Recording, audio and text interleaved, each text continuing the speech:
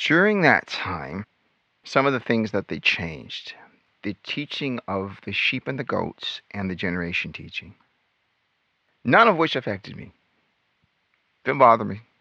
Should have, could have. Didn't bother me. Just light getting brighter. Light's getting brighter, that's all.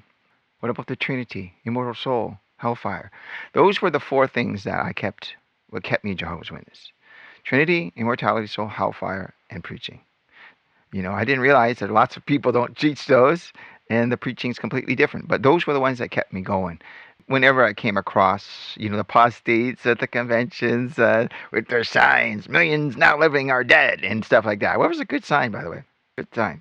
I heard people talking about that one, even as a witness. To be honest, we were scared to death of apostates, weren't we? We're just scared of them. I remember coming across information in an encyclopedia that was negative toward witnesses, and I just, my stomach and my heart almost like, oh my goodness, I got negative information about Jehovah's Witnesses, and we were very sensitive about that stuff, as most cults are, because they can't take criticism. They can't take an opposite thought. So this next time, as I said, it was a little different experience of pioneering. I'd worked more, so I didn't have the same 3 clothes. I had like 5 suits instead of 3. It wasn't even suits I had. They were like, a sweater, that type of thing. But that wasn't a concern anymore, But I was like a cool pioneer, I was like one of the cool pioneers, going with all the different halls and even going to different circuits, It's this, well, I don't know why. You're not doing it. You're just walking around stuff, district conventions. There was a mall by our district convention, so you just walk to the mall during it. I'll share stories about that later, but that was kind of that phase until I got married. We were originally pioneers for a little bit together. And like I said, dating is terrible as a witness. They make it just miserable. And we got married. Pioneering was, I don't know really we were set to pioneer. I guess I was. I wanted us to be pioneers. But we have to, we're starting up a new life. So we're both working eventually within a year or 2. I think both of us are working full time. But, I'm working in Watchtower world. So I mean full-time work. I mean window cleaning and floor cleaning and all that type of stuff. So that goes on for a few years. But then my wife says, it's time to have babies. Now, why is that a problem in Jehovah's Witness world? Well, Jehovah's Witness world has had a progression. For instance, let me give you an example of Bethel. Bethel, you are not supposed to get married. The original Bethel, you're not supposed to get married. That caused a lot of problems, as you could imagine. But the end's coming. The end's coming in 3 months. You can work it out. Turns out the end doesn't come for decades and decades and decades. It causes problems. Nor the president at the time ended up getting married. Everyone started getting married at Bethel. Now, no faux pas at Bethel to get married. Children was obviously if marriage is discouraged, children are discouraged. Remember the children book? Eunice and Lois and let's hold off our marriage. During the new system, we can have children to Jehovah's praise. Let's put it off.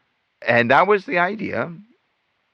Even when I was the Jehovah's Witness, especially in the early days, children was frowned upon by many. I mean, so not everyone had the same opinion. You'll get some person go up on a talk and really hammer on that you're not supposed to have children.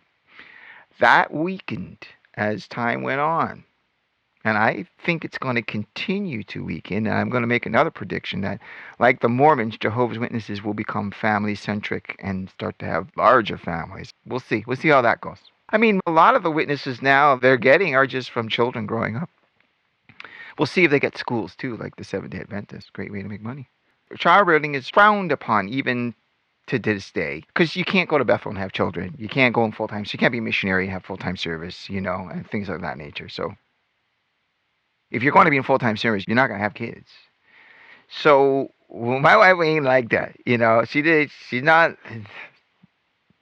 She was never going to play that game. My strategy was just kind of delay it until, the end of the world's coming. So why would you bring up a child in the system of things? That's the witness reasoning. I've heard it 1,000 times, and so have you, haven't you? But I knew I wasn't going to win this one, not by a long shot. If I was going to bring a child into this, I'm not against children either. Children were always going to be a part of my life. I knew that. I wanted to wait till the paradise. But this was a triggering point for me.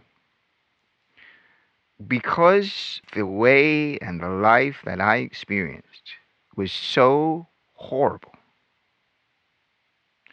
so joyless, so full of fear, so difficult, I had to say, as a Jehovah's Witness, even if it's true, do I want to bring a child up as a Jehovah's Witness? Even if it's the truth, because of the life that I lived, I'm not going to allow my child to grow up like that unless this is absolutely 100% certain. And I was 100% certain. But there was an I and a T that I hadn't crossed. And it was a governing body member I had heard of that left or was kicked out. The rumors at the time, you're not sure. His name was Raymond France. And I had heard he had written some books about Jehovah's Witnesses. And on my perusals here and there, I'd seen what they were. I didn't order them or anything, but I was aware of them. I had come across a book called Apocalypse Delay by Pentant. Got both copies here, I think, or at least the newer version. I have the older version somewhere too. I had gone through that. It didn't really do anything to me, you know. I mean, I got aware of some of the gossipy stuff. So I got Ray's book because I had to dot that I and cross those T's. I'm going to bring children into this world. So I remember ordering Ray France's, and I think I ordered Crisis in Search of Christian Freedom too. I'm not sure if I ordered them both at the same time. I went to the post office box, and I pulled this out, and I knew it was Ray France's book. I ripped it open before I had even gotten home. I had this book opened. And I devoured it, of course. Now, my wife at this time, I had to hide it. You see, you have to hide things in Jehovah's Witness world. You can't do stuff like that openly. I couldn't talk to her about anything. And I learned, obviously, a lot from the book. But the book didn't get me. The book didn't get me. In fact, I was more determined after reading Crisis of Conscience to get back into the full-time service, to put up child rearing, and serve Jehovah in the final months before Armageddon. Here we are, 20 years later. So, In Search of Christian Freedom comes. And so I figured, no big deal. I mean, I went through Crisis of Conscience. I passed the test. I passed it. I read Crisis of Conscience, and I'm still a Jehovah's Witness. And I felt actually kind of, this didn't last very long. It was a few weeks, really. But I went to my last meeting at that time. We went to our last meeting. Came pretty well late, sat, don't remember anything about it, left early. It was a new congregation. No one even knew us. Little did I know that would be my last meeting. And Search of Christian Freedom come, and I started reading that book. And I read it with a little bit, I passed the test. I'm good. I'm good to go. I guess you might say my defenses were a little down. Okay, so when I read Crisis of Conscience, there were a few things that shocked me, like the governing body voting. That one threw me. Voting? I thought you guys talk things out and the Holy Spirit gets you to go, yes, this is the truth, The voting are often contentious and political, and again, you come up with a reason. Mark and Paul had a sharp burst of anger. These type of things you try to reason to yourself. And it's when I came to the chapter on the greatness of the good news. Now, like I said, there were 4 things that I considered most important. Trinity, immortality of the soul, hellfire, and the preaching work. During this time, I had realized that Trinity, immortality of the soul are There are lots of denominations that don't teach those things. Christadelphians, Unitarians, lots of sacred name movements, lots of Church of God movements, on it goes, all throughout history. They didn't teach those three, either in conjunction, either in two of the three, either different ways. And I learned, of course, too, that people view the Trinity differently. The Seventh-day Adventists don't have the exact Trinity as other ones. The early movement of Seventh-day Adventists was non-Trinitarian. Nonetheless, I was focused now on one thing, one pillar left. I had 4 pillars and now I'm down to 1, but it's a pretty good one. Who else is doing that? That type of reasoning. You're constantly trying to convince yourself, unless you're coasting. You just coast. But when you're kind of in the game, keep convincing yourself, or you're in the routine where you're so busy you don't have time and you just assume everything and you go along with it. I was hiding it still. I was hiding it, taking it out, waiting until my wife falls asleep and I pull it out. And this particular time, I'll never forget it. It was one of the most significant moments of my life. And I was at that chapter. It's a good way in. And I fell asleep. And I got a book out. And I'm sitting there and I prayed. I said, Jehovah, if it's the truth, just let me know. Just let me know. And he did.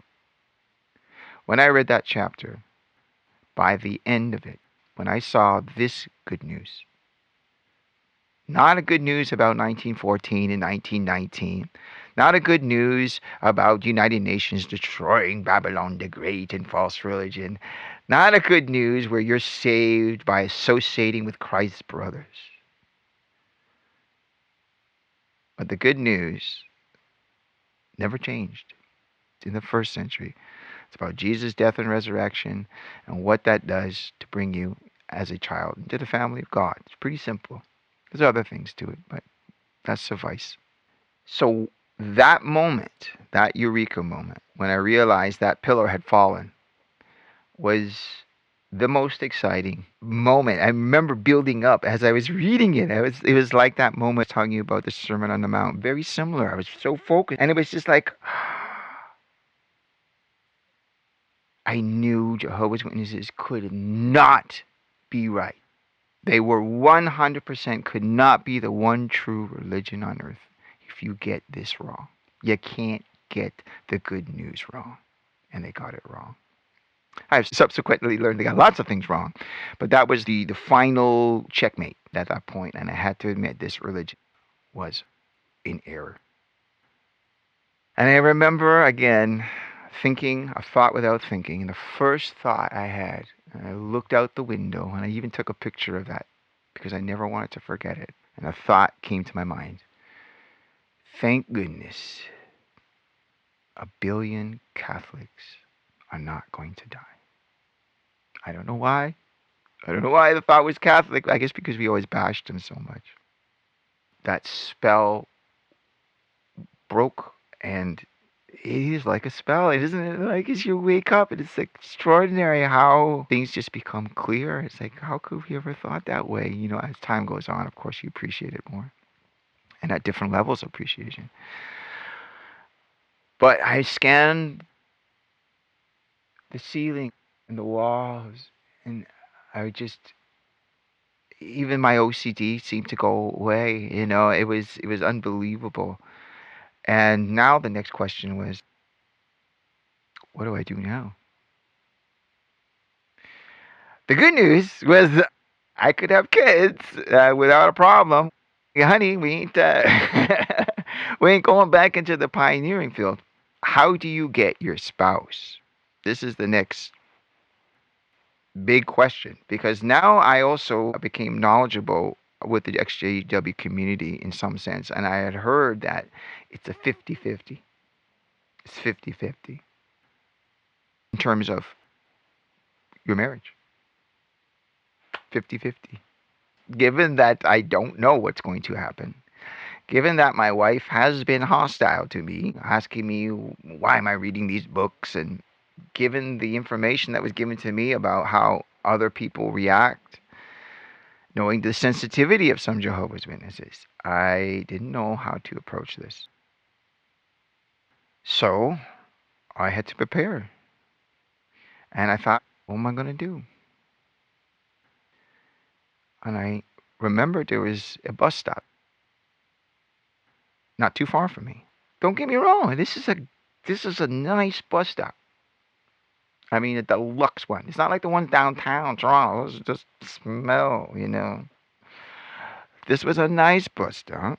And I thought, well, it's kind of weatherproofed a little bit. Cold still in April.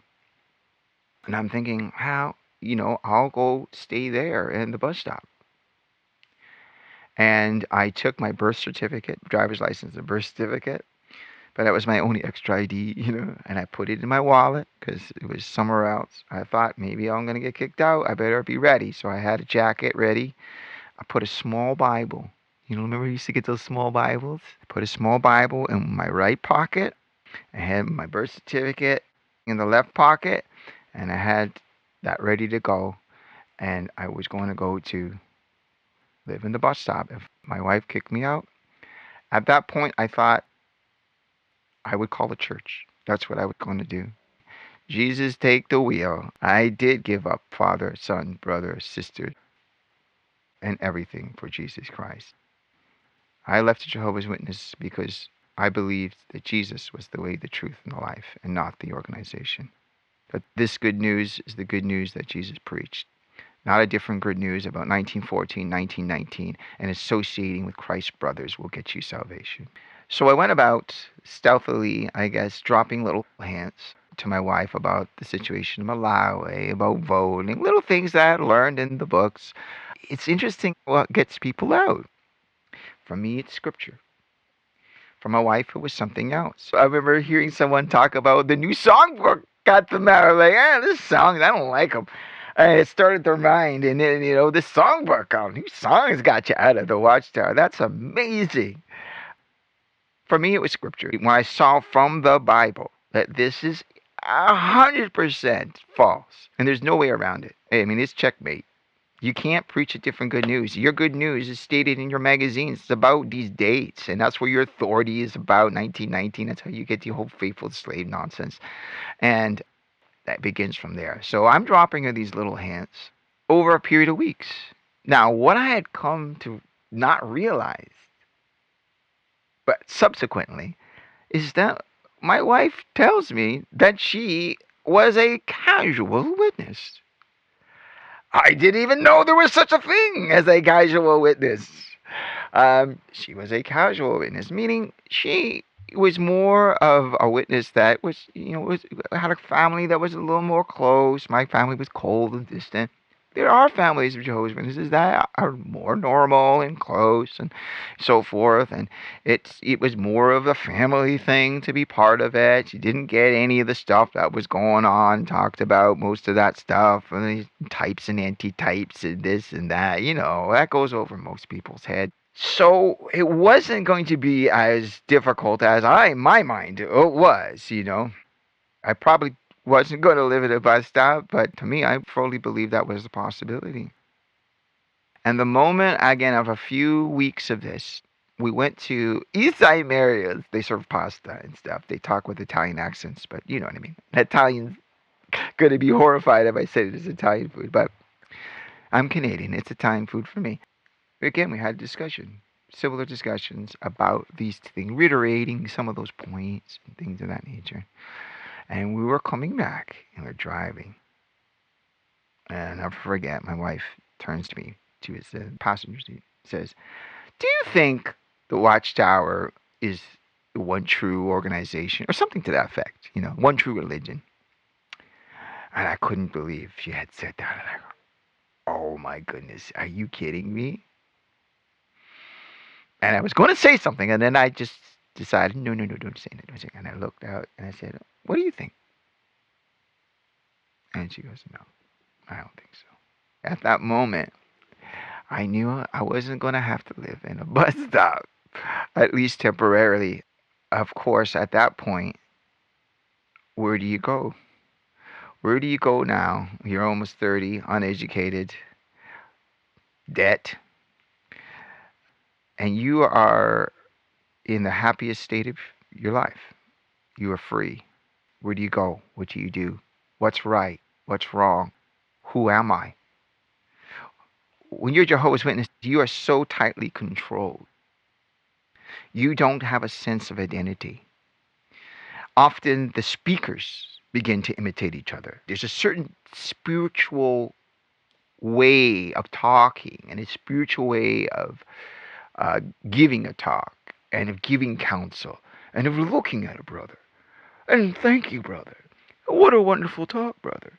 And just this facade that people often in ex-Jehovah's Witness community refer to it as a Borg, right? You don't know who you are.